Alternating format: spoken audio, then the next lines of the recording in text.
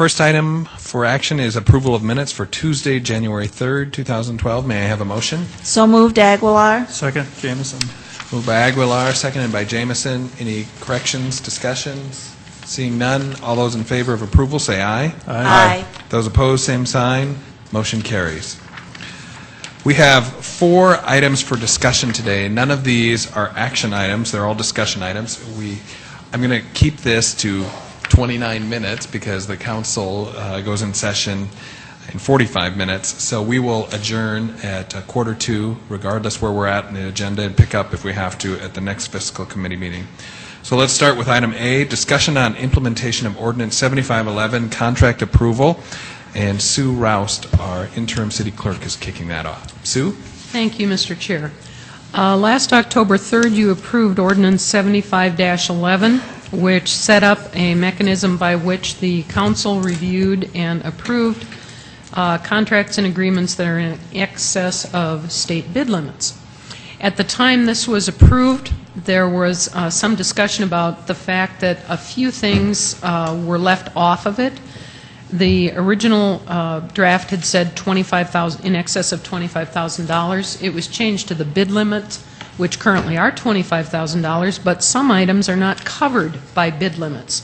Those would include such items as computers, peripherals, connectivity equipment. Things like copier contracts really are not included in the current version of the ordinance. The desire was to wait several months, see how the implementation was going, and then take a second look and see if any changes were needed. From my perspective, I think the process has gone well. You are receiving information each week that comes to us from purchasing. It comes in the form of a memo that's put on your consent agenda, so you have the opportunity to see the list of contracts and question any that you wish to. There was some concern about the potential need for special meetings in a 5-Monday month, but that has not happened to this point, though you said you would be willing to do it. At this point, the only items that I would pose as things that potentially you might want to have looked at, but we're not at a point of giving you any proposals, are: 1, do we need to put something in related to those items not subject to the state bid limit? And perhaps put that $25,000 wording back in. I will tell you that purchasing has been very agreeable to this process and has been complying with the spirit of the ordinance, going beyond just the letter of the ordinance. They're including those items because they knew you were interested in seeing them. So that might be one thing to look at. A second thing might be the question of multiple-year contracts. Some multiple-year contracts are very minimal. An example is uniforms for the fleet department, $4,000 a year for 3 years. That's a total of only $12,000. Is that really your intention to look at all of those things, or should there be some dollar limit on that? That's 2 things that I might suggest might be looked at. I did solicit input from Scott Rust and Tracy Turback on this too, and I know Scott has a few suggestions or areas that he thinks perhaps could be looked at too. Are there questions or comments for Ms. Roust? If not, are there members of the audience that would like to comment?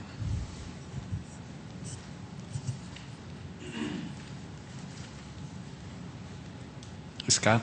Scott Rust, Purchasing Manager in the Finance Office. I think what Sue told you is correct. I think what Sue told you is correct. I think we have some areas that we can show some improvement here with this ordinance.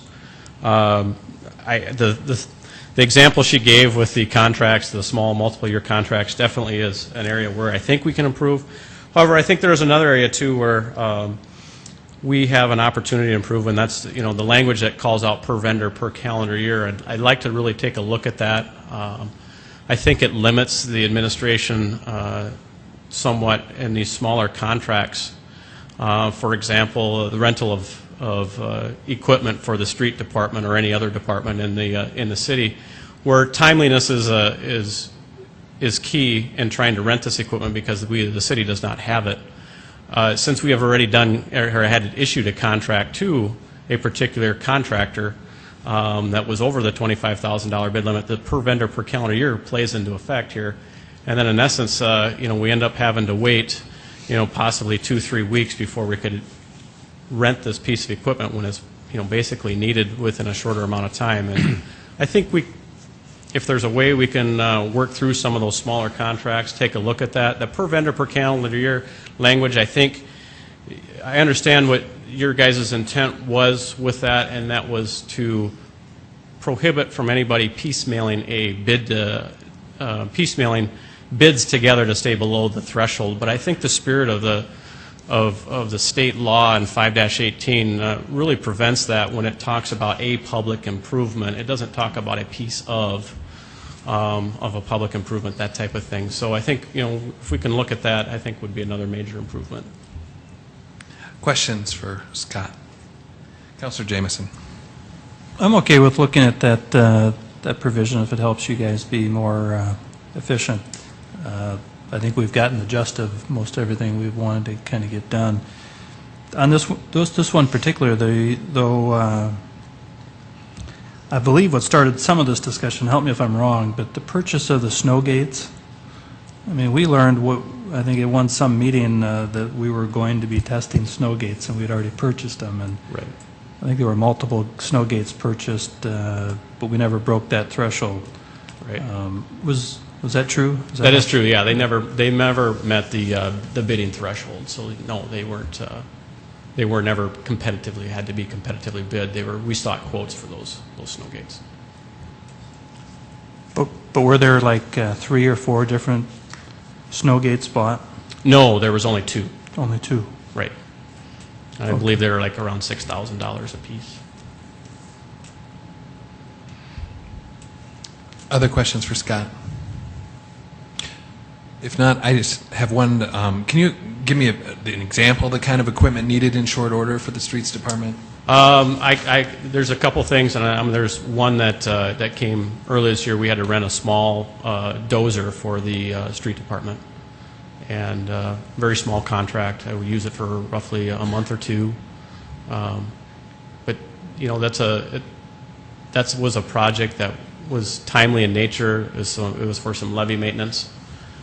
So you get a short window to work on that levee, and we did go through the process, and it all worked out. So, but the other thing I think I wanted to make you aware of is the per vendor per calendar year language kind of muddies the water a little bit, and some people struggle trying to determine whether does it need to come over for approval or not. With the way our system's set up, and hopefully this improves with the new financial management system, we might be able to determine if we spent that amount of money with that particular vendor. So if we're not sure, we're sending it over for approval, rather be safe than sorry, I guess.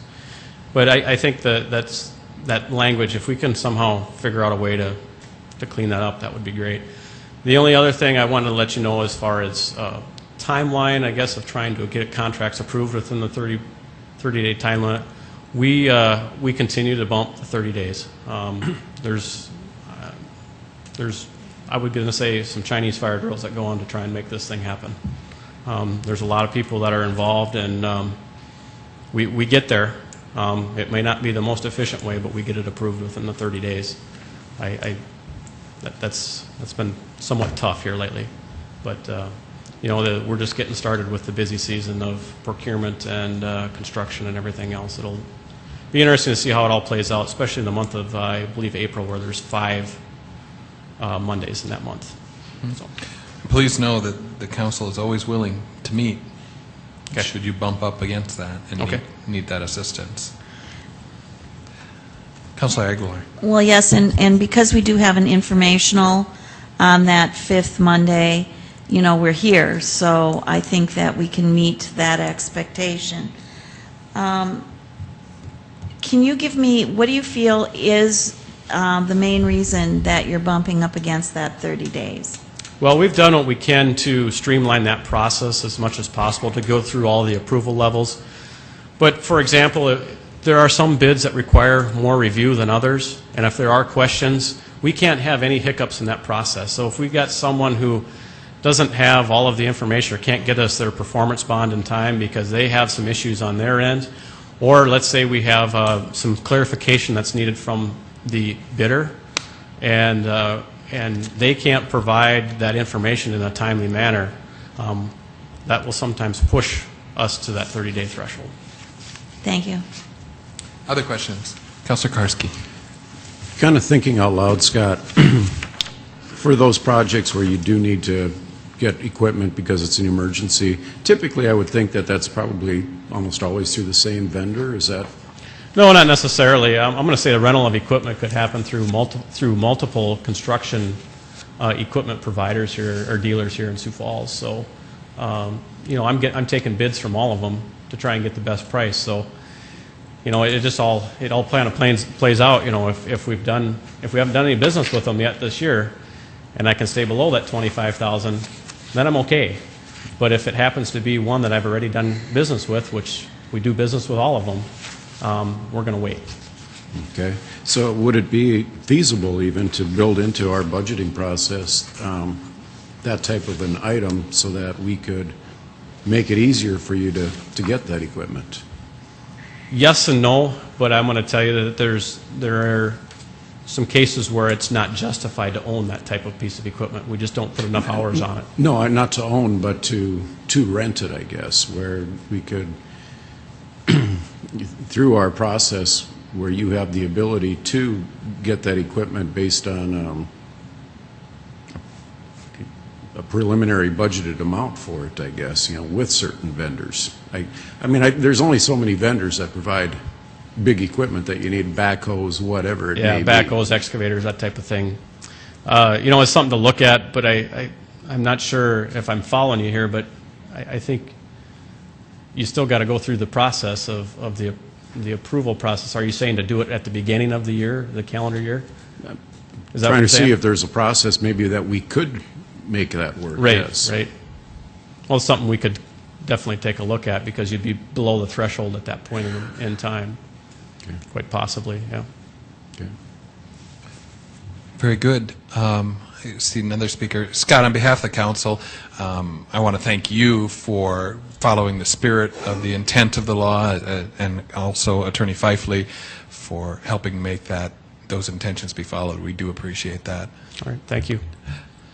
Councilor Erpenbach. Thank you, Mr. Chair and members of the committee. I just wanted to propose an idea for perhaps helping with the deadline issue that we're running up against. I agree with Councilor Brown that the administrative staff has been excellent in working within the spirit of what we wanted to have happen, but we are seeing some of those deadlines being an issue. At one point earlier this winter, we did talk about, and we actually had a first reading on an ordinance to change our meeting nights from Monday nights to Tuesday nights. And if you look at 2012, you'll see there's almost half of the months in I think it's more than that. It's like 7 months out of the year have fifth Mondays in them, and when we don't have a 7 o'clock meeting. It's an enormous number in 2012. And so I would like to just kind of see what you guys think in terms of, as a committee, should we bring that back faster than what we had planned to? We took it out of consideration and moved the second reading till May 7th. I'd be interested in hearing the committee's thoughts on that. I think it would help in terms of those deadlines and make things move a little bit faster. One of the things that happens in that particular ordinance is it changes our own deadlines. Like for this committee meeting, if you were to bring something out of this committee and want it to go on the agenda, as the ordinance reads now, you can't get it on next Monday's agenda. You have to wait for a couple of weeks. And so I'd like to see those changes happen. I think they would help this contract process if we would make it happen faster, especially going into construction season. Councilor Aguilar. I agree with Councilor Erpenbach, and I would like to see it bring it forward probably now, since we missed the deadline, at either our last council meeting in March, which would be the 19th, or else the first in April. But probably the 19th would be my recommendation. If it went on the 19th, would it become effective 20 days after that? That's correct. So it would then be probably the last meeting in April that we would... Go ahead, Council. What you were going to do last time is you were setting an effective date at the beginning of a month, and probably would want to, you would want to look at that and decide how you wanted to handle it. You could set it effective any particular date you wanted, but it wouldn't necessarily have to be exactly 20 days, whatever you felt was best. Well, and if I might, Mr. Chair, Councilor Karski notes that if we were to do it 20 days after the 19th, it'd be probably election night. That would be our first Tuesday meeting. So we might not want to do that. But I'd ask the committee to consider that. Thank you. Is there a problem with election night, Councilor Kreski?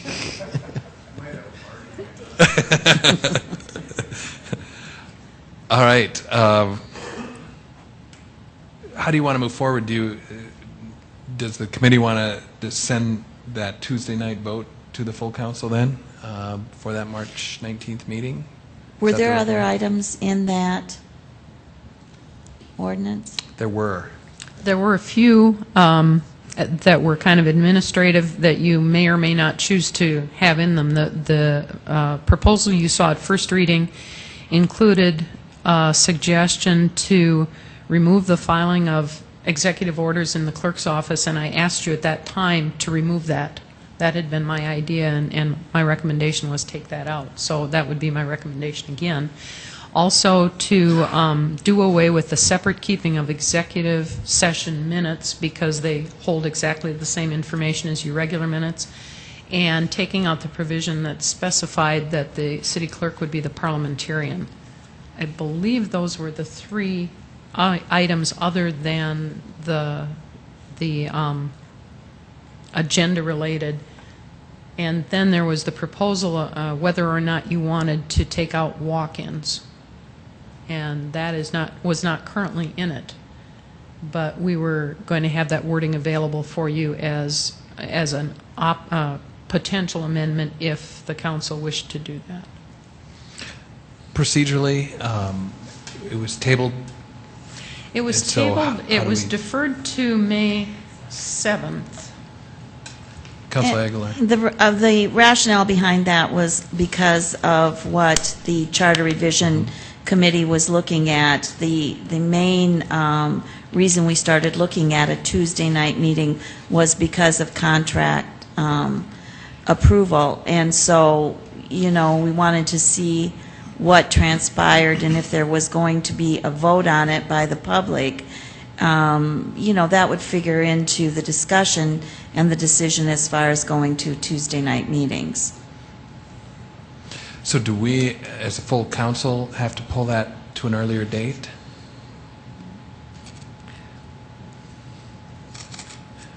Attorney Fifley? So we would have to make a motion under new business to bring that up at a date certain. I have to look Councilor Brown as far as the motion to reconsider. Can we have you come up just so that...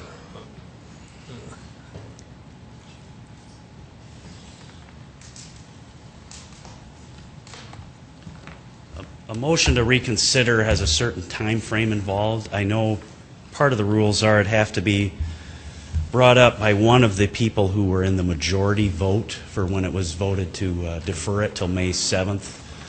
Off the top of my head, I cannot remember what all the other procedural steps are, but we may have an issue as far as timing of when that motion to reconsider the motion to deferral would need to be made, but Could I ask I'd you... have to look at it. Could I ask you to research that, and then Yes. why don't, not just to the fiscal committee, but if you could email it to the full council, what process would have to happen in order to bring that up sooner? I'd be happy to. Okay. Does Mr. that Chairman. work for everyone? Councilor, or I keep calling you Counselor, yes, Interim City Clerk Roust. What would happen if there were a whole new first reading that took place on March 19th? Could a new ordinance be proposed on March 19th for first reading and then second reading in April, and then when this one came back up in May, the deferred item could just be voted down? There has been a few changes between the 10th and 11th edition to Robert's Rules, and I can't state that right now, but what I remember is that A completely new motion would have to show a substantive change, a substantial change, rather than just a reissuance of what was deferred before. So you could do it that way, Ms. Rouse, but I think it would take a little more of a substantive change to really make that method stick. Well, we'll count on your research, and if you can let us know, and we'll figure out from there where to go. Thank you. Thank you. Any other discussion on that item? Councilor Jameson. I like the idea of taking a little time to review some of those items that Sue had concern with, Sue Rouse, and make sure everybody else is on the same page with those changes and or not, but it takes a little more time with it. But I like the idea of streamlining this process. I think what we've achieved is enormous, and I think if we can tweak it and make it even better for everybody involved, then I think we're doing a good job. So, Very good. Well, let's move on to item B, discussion of budget calendar timeline. David Bixler.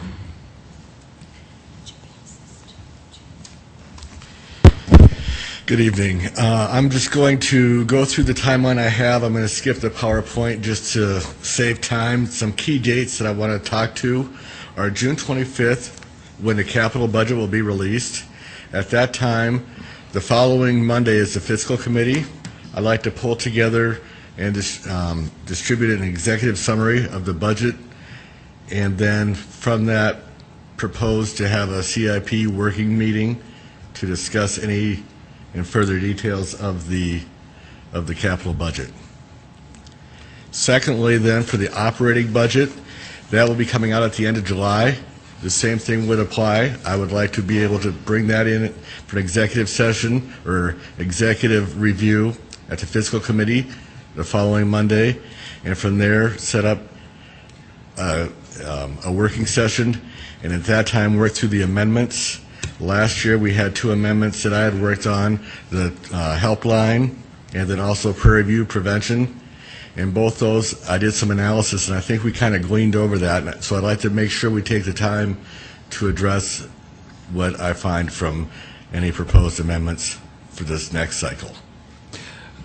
David, I would ask that if you had a presentation, could you email that to the Fiscal Committee, and we can look at that and then send comments? Council Aguilar. I also have a suggestion. If after the Fiscal Committee has had a look at it, we do have a working session There you go. next Wednesday, and I would suggest that we take this information to the work session. I like that approach. Okay. Let's have you present there. Very good. Councilor Jameson. if I could ask that, if possible, if we could get the calendar, the timeline, just laid out in a regular monthly calendar, just so that, well, it'd help me, and I guess I could do it myself, but if it's available and it's easy for you, if you could just put it on the calendar. I will certainly do that. Right now, I'm waiting some information from finance Okay. on the schedule, and so when I get that firmed up, and based on what was just discussed prior, I will get the calendar sent out as soon as I can.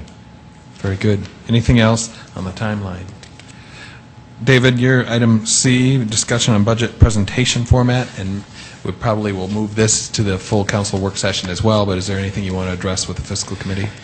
Really, just the fact that I was going to bring in the executive summary for the fiscal committee, and then we would get into more detail into a working session. Councilor Aguilar, is it okay for him to present that to Yes, the work if session? you would present both of those, have those put on our agenda for next week's work session, and then get input from the council as a whole, I think that would be very helpful. Very good. Thank you, David. Yes. We're going to take the last 2 minutes for discussion on how to spend remaining CIP budget funds.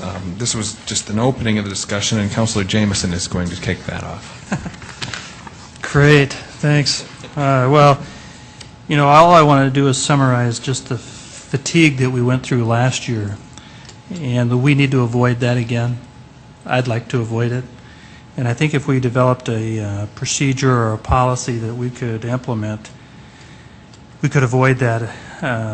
I I think, and I hope we could avoid it. That's the goal. That was my reason for bringing it up. Just in a general sense of things, if you consider the CIP budget is laid out and that 2012's CIP plan has already been budgeted, is being spent, being produced. In all fairness, this money would generally need to go to new items, new programs that are in 13. And normally you would spend 2012 designing, engineering, planning out those items to be built in 2013. So this money has a way of getting itself way ahead of itself when you try to re-inject it into our community and for what its intended purpose was. I've heard from a lot of people about what we should do with this money, and I'm not going to be a guy who's going to propose a grand scheme building or pool or indoor something for what I think is best, because we've all got different opinions, and there's quite a challenge coming together on that list. And I don't know if debt service is exactly where it needs to go. I don't know, but I know there's a lot of other places and a lot of ideas out there. I was just hoping to have some discussion about a methodology to the end so we don't have to go through what we went through last year. Questions or comments for Councilor Jameson? Councilor Aguilar. I concur that a policy would be appropriate, and I think that the place to start would be with this committee. One of the thoughts I wondered about is if either someone on our staff could maybe research some best practices used by other cities, so we don't reinvent the wheel. I would like us to at least consider that. Councilor Rolfing. I would agree with that to a certain extent. The problem with putting together a policy like that is I don't want to see the council, us, or a council in the future get tied down to something that may tie their hands so much that they can't do something that we can't think of. And I would caution us to not get too much of a policy put together so that if something that we can't think of now comes up and they've tied their hands with a policy, we've tied their hands with a policy that they can't get out of. And so let's just be real cautious about how tightly we wind this policy, if you will. Okay? Very good. Thank you. Is there agreement that we should look at other policies across the country or with other cities? Is that something that we could begin the process on? I like the idea of exploring what other communities have done and do in the same situation. I think we've got plenty of people to help. Rich and Dave, I'm sure, can all access that information. I think that's a great idea. I don't know what the process is, but can we assign Rich and David to that task to work together on that? Are you okay with that, Rich and David? Rich Oaksel, internal audit. In our audit plan, we have a section called technical assistance to committees, so I think that would fall under that that heading. So I think Dave and I could work together on that. So Great. Very good. Let's start that, and then if we could maybe get a report from you next month at our next fiscal committee meeting. All right. With that, may I have a motion to adjourn? So moved. Attorney Fifley has one other item. 10 seconds, Mr. Chairman. I think you could do a motion to rescind, and I will send out an email on how you could make that happen as far as the deferral motion from before to the Very good. 27th. So, Thanks for the quick research. We have a motion to adjourn by Aguilar. Second by Karski. All those in favor say aye. Aye. We're adjourned.